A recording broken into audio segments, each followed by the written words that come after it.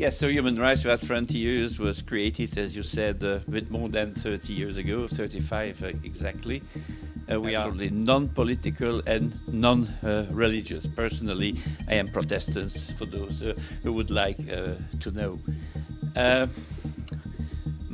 topic that I have selected is a bit sensitive. It's the role of the media in the stigmatization and hostility against some religious or belief minorities. Article 9 of the European Convention on Human Rights, ECHR, in brief, the acronym that I will use, protects the individual right to freedom of religion or belief, to practice it either alone or in community with others, and in public or in private, also to manifest his religion or belief in worship, teaching, practice, and observance. The wording is very similar in the Universal Declaration of Human Rights, and so are other international instruments protecting freedom of religion or belief. There are three topics that I would like to address.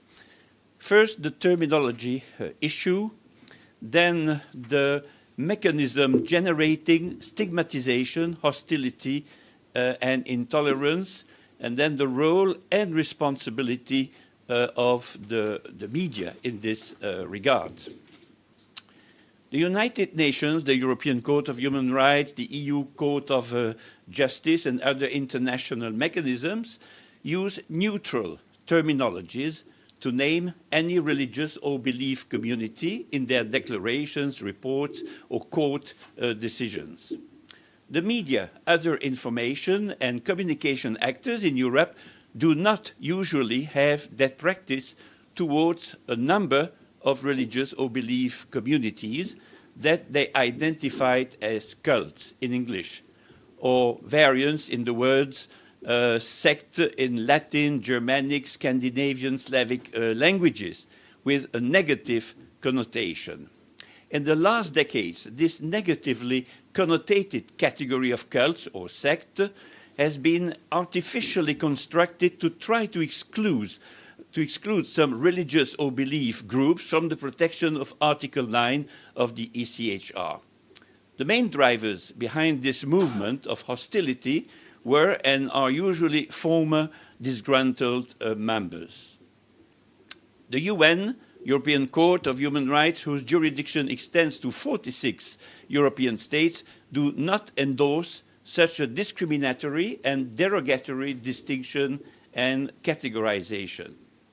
In December of last year, the European Court insisted once more, I say once more, in the case Tonchev and others versus Bulgaria, opposing, on the one hand, 3 evangelical and Pentecostal churches to Bulgaria, and that the government cannot call a minority religion a cult in its official documents.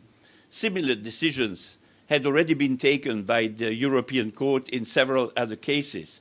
For example, in 2021, the case Center of Societies for Krishna Consciousness in Russia and Frolov versus Russia.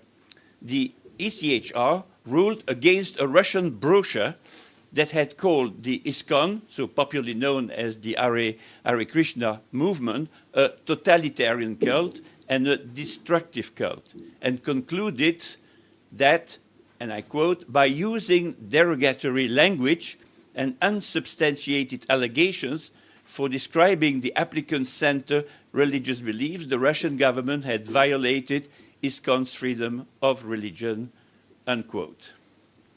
Second part that I had introduced, the mechanism generating stigmatization, hostility, and intolerance.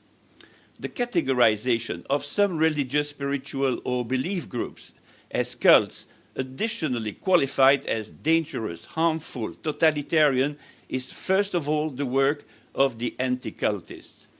These are either individual apostates or anti-cult associations. The misuse of these derogatory labels, used without restraint by anti-cultists, has caused a lot of damage to these religious minorities and their members in their personal and professional lives. However, media outlets also have their share of responsibility in the stigmatization, hostility, intolerance, and damage caused to individuals when, out of sensationalism, they published without investigating or checking biased and false accusations of anti-cultists, spread fake news, and sometimes quite gross lies. They hereby create a climate of suspicion and hostility, leading sometimes to hate crimes and deadly acts of violence, even in Europe. Two recent court cases of gross lies.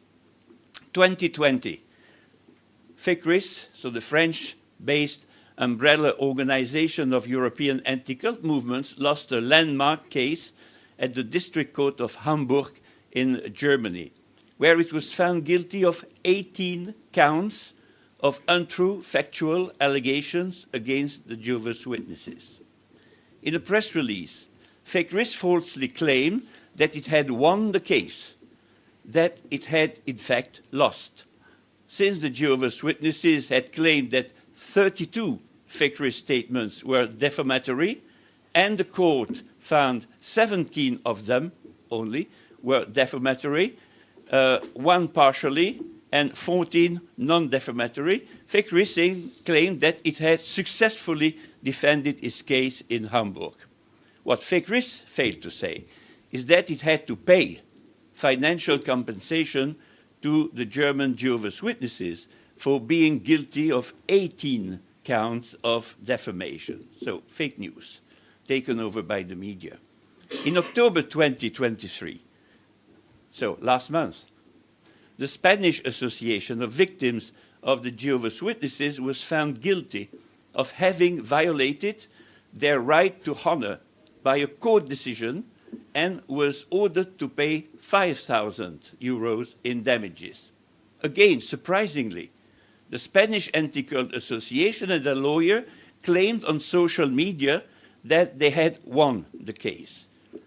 In case of defamation, it's clear that the party that wins receives an indemnification and the party that loses pays for it.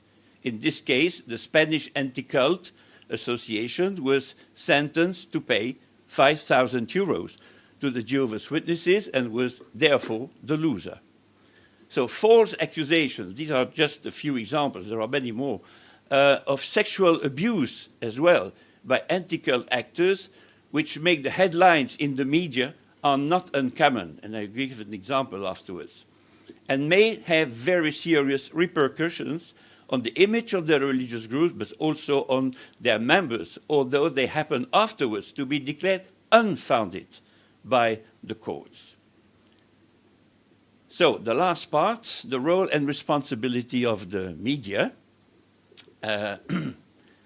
Unfounded accusations, as I said, amplified by the media, not only influence public opinion and reinforce stereotypes, they also shape the ideas of political decision makers, and they may be officially endorsed by some democratic states and their institutions. Two concrete examples of what I call mediabolization, so the diabolization by the media, mediabolization. So it's a neologism that I created. The first one is about the media coverage of a Scientology event in the UK, and the second one about the media coverage of a false news concerning Jehovah's Witnesses and alleged sexual abuse. First case. In early November, the International Association of Scientologists celebrated its 39th anniversary in St. Hill in West Sussex in the UK. 3 days were devoted to this event, which after 4 years of interruption due to the COVID was attended by about 7,000 people coming from all continents. 1 week before, a huge Scientology demonstration to be held by a former member was announced by The Guardian as, and I quote, the biggest one since 2008, organized by members of the internet-based group Anonymous outside the church in London headquarters. which attracted more than 300 people, unquote. It was then allegedly one of the 10 most read articles on that day, according to the anti-Scientology protesters, who stressed that the newspaper's website reached 110 million unique readers per month. The organizers also announced that the road to St. Hill, the place where that event would happen, would be closed from 2 p.m. until 10 p.m. for their demonstration on the 3rd of November. But this never happened.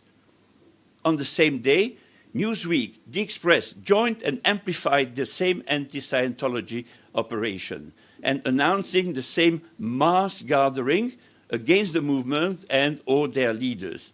However, such a huge event never took place. There was no such big gathering.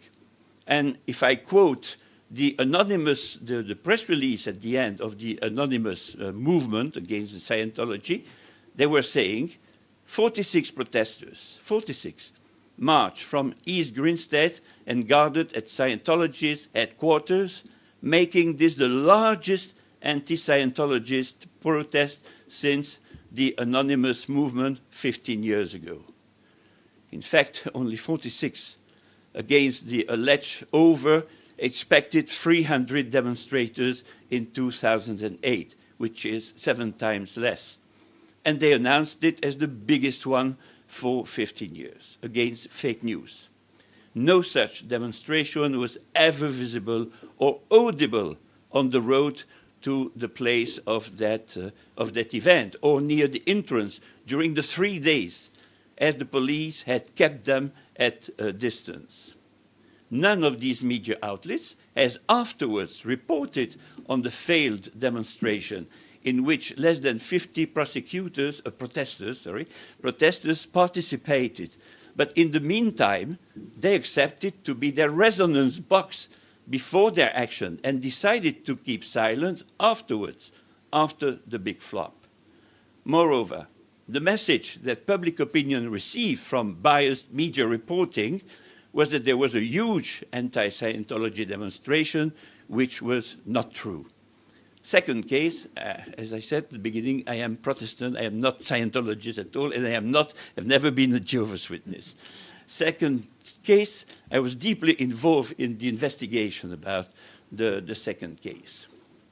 In October 2018, the Belgian Cult Observatory, Federal Cult Observatory, published a report about alleged sexual abuse of minors committed within the Jehovah's Witness community, and said that it had received various testimonies from people claiming to have been sexually abused. Okay, that can happen everywhere, but leading to a series of searches of Jehovah's Witnesses churches and homes. So there was a big raid by the police.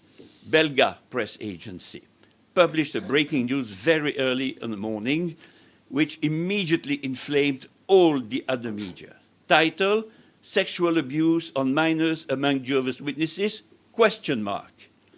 The Information Center on Cults requested an inquiry. Very soon, as it could be expected, the question mark disappeared from the titles in the other media online. 24 minutes later, La Libre Belgique, La Dernière Heure, titled Sexual Abuse of Minors Among Jehovah's Witnesses. No, ? An inquiry is necessary. Then it was Le Soir. Then in the afternoon, in the evening, it was the Belgian TV that also reported about those alleged sexual abuse. These accusations of sexual violence were strongly contested by the religious community. The Jehovah's Witnesses felt that this was prejudicial to them and their reputation and took the case to court. June 2022, the Court of First Instance in Brussels ruled in favor of Jehovah's Witnesses and condemned the Belgian Cult Observatory. The Brussels Court of First Instance ordered the Belgian state to publish the judgment on their website for 6 months. The court decision was welcomed by Jehovah's Witnesses, of course, but again, very few media outlets published anything about this court decision.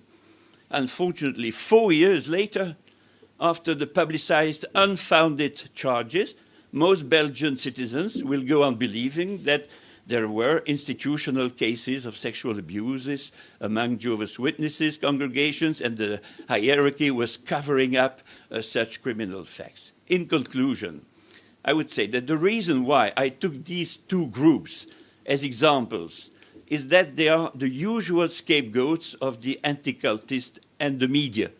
But they can afford, these two groups, they can afford to go to court for defending their rights. They also have the necessary human resources, but dozens of other small religious or spiritual or belief groups do not have that financial capacity to fight in courts for years. Moreover, media outlets have also the very bad practice to systematically ignore the request for a right of reply of such groups. And I will finish my part here, which was much longer, but we can also discuss other points afterwards. Thank you.